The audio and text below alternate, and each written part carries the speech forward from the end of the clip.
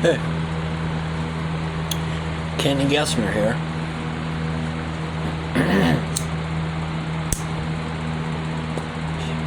Yeah, my name's Cantney, and this is going to be an intermission of my reading of the Goatfoot God.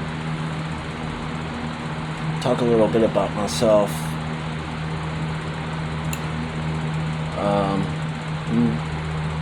Where I hope this goes.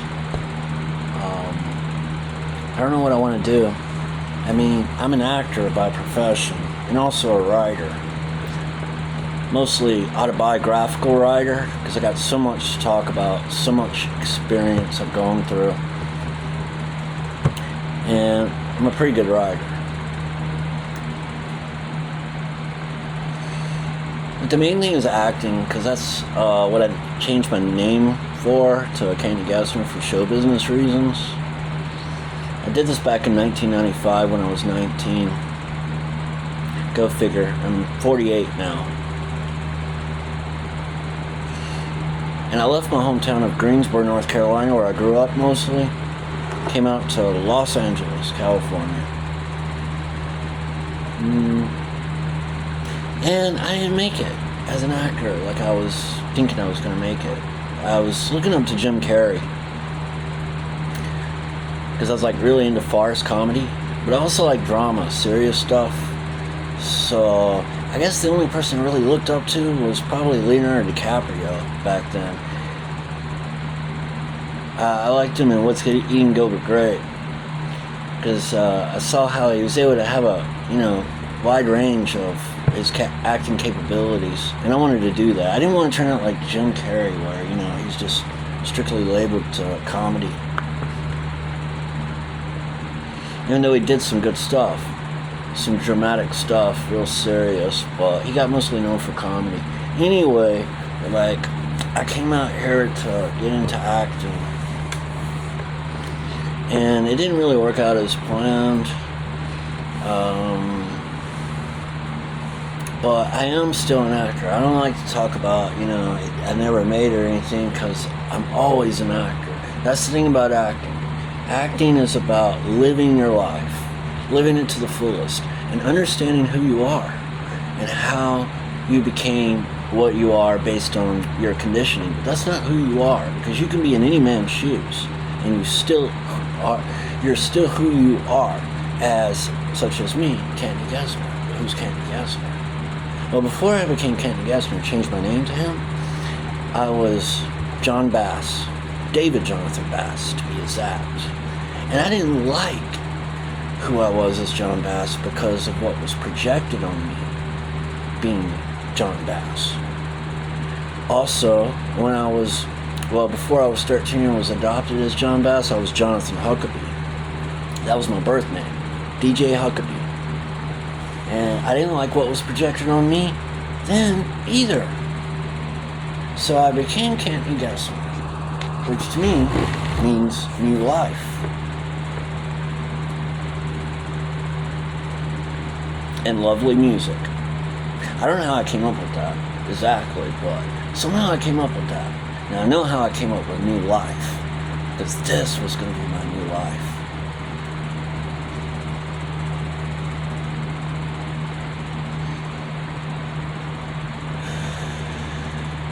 A new life of having a free spirit, being able to exercise my free spirit, because I was always a free spirit.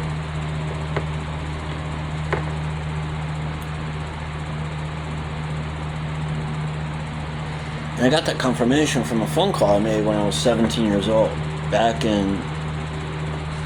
would have been 1993. Yeah, 1993. I was 17. I called a psychic. 1-800-884-TELL. I was in my downstairs basement bedroom.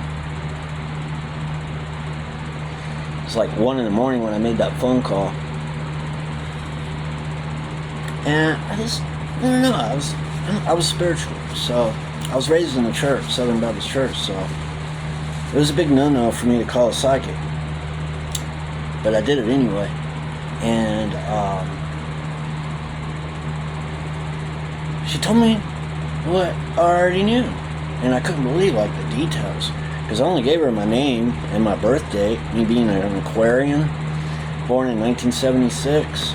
And, of course, the city and state I was coming from, Greensboro, North Carolina. And she says, right away, I see you're planning to move to California. Now get it, I'm in North Carolina.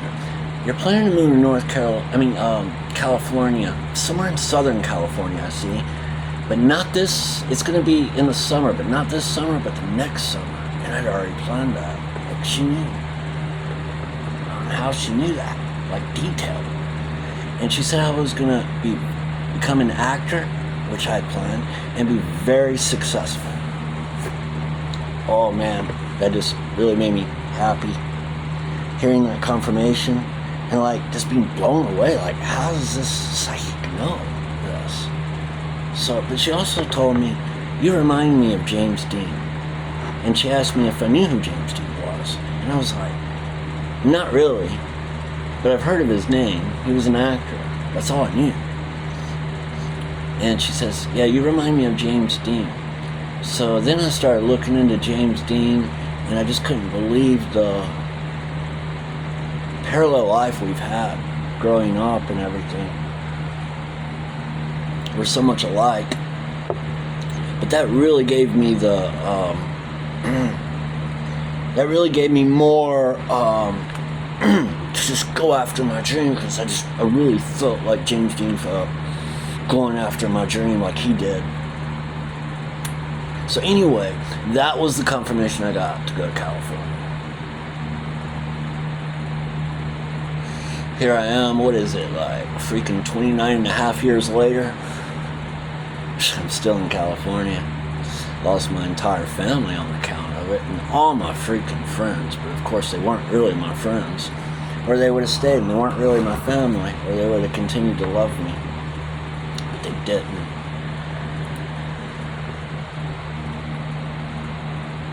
So that was the basis of me getting my new life.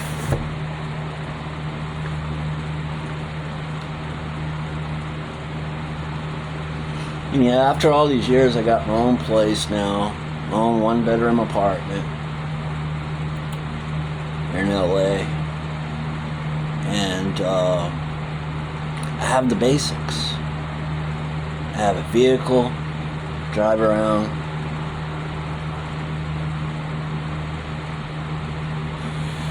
I have my free time, do what I want, do my art, I do a lot of reading, but I'm not pursuing business anymore. But I have it made. You know, I think that's just what life's about. Is to just exist, bro. Yeah, just exist. I mean, that's what it means to be an actor. To exist. What really turned me off about acting, though, as far as the corporation of it goes, is like, you know, I don't want nobody calling me daddy. I don't want to call nobody daddy either. Certainly not me. I am definitely not calling nobody daddy. So I think you get the point.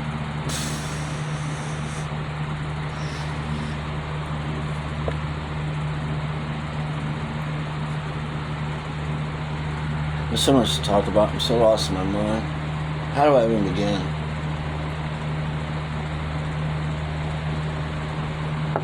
Well, anyway, let me just take a breather. Let's just take a breather. I just want to pretend that I'm here by myself and there's no one else here. Nope, no camera, nothing. Okay. That's just it. Yeah. I got my own place. Living it up, throwing a party here every weekend. My pad. Usually I have a live band here. Well, not all the time, but sometimes. But I'm always partying on the weekend. With whoever will come over and party. There's not many people that party anymore since freaking Batman came in, tried to jab everybody with a shot, including Robin. Robin rejected that shot, though. He was like, fuck you, I ain't taking that shot. He's like, come on, take the shot. Fuck you, I ain't taking that. What are you, stupid? I mean, Batman even tested Robin. Robin wasn't stupid, though.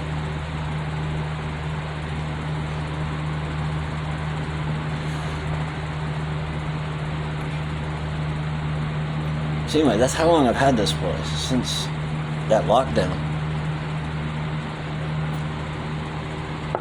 And that's when my mother died. I got the phone call, my mother died. My sister finally called me. One of my 4 sisters called me after all these years.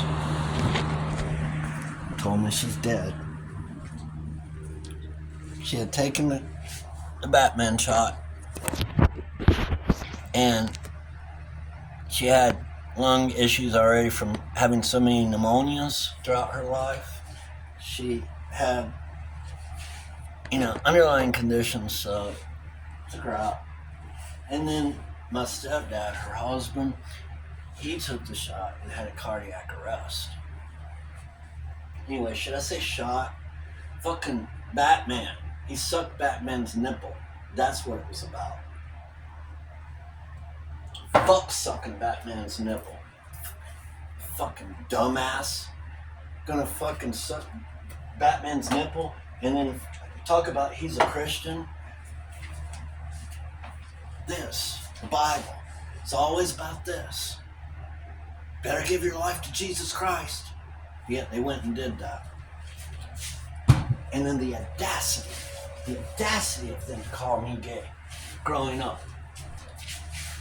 And that was the reason why I came to California, was so that I could live my life gay. But yet he sucked on Batman's nipple.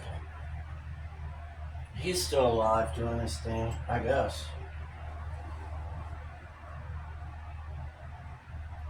Anyway, that's how long I've had this place, since that lockdown. And what else? Okay, I came out here to be an actor. So what happened was I ended up becoming a gypsy. That's what I ended up becoming. I mean, I did get an agent and all, and I did go to fucking Nickelodeon and, excuse my language, I'm gonna try to, be more better with my language. Disney, and all that stuff. I did do all that stuff, but I met this gypsy. And, we ended up eloping. I eloped with her. She eloped with me, actually, because I was living out of my car at 19 years old back then, in 1995. And, 1995, I came out here in my Dodge Diplomat with KKK stickers on it. Well, Sudan Temple, Keystone Cops, because my grandfather was a Keystone Cop. So I came out here in my Dodge Diplomat, and met this gypsy. Ended up meeting this gypsy, and that's nice. So much to talk about. I feel like I'm jabbering. What to talk about? The American Dream. That was the main topic. The American Dream. Has it died?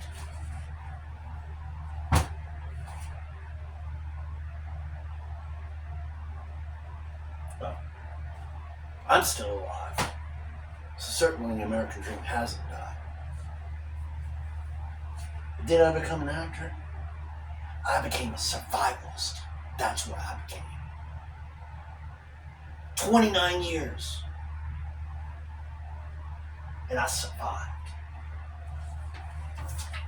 I survived Christian nationalism. That's the bottom line. That's what it comes down to. Christian nationalism.